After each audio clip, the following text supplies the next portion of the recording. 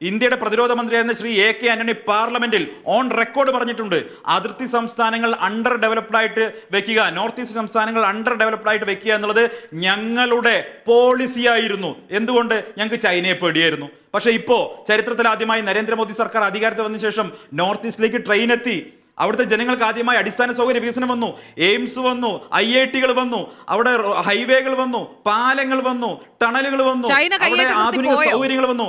ആ 8 സംസ്ഥാനങ്ങൾ കയ്യേറാൻ വന്ന ചൈനയെ വന്നതുപോലെ തിരിച്ചയക്കാൻ കഴിഞ്ഞത് മോദി ഭരണത്തിലാണ്.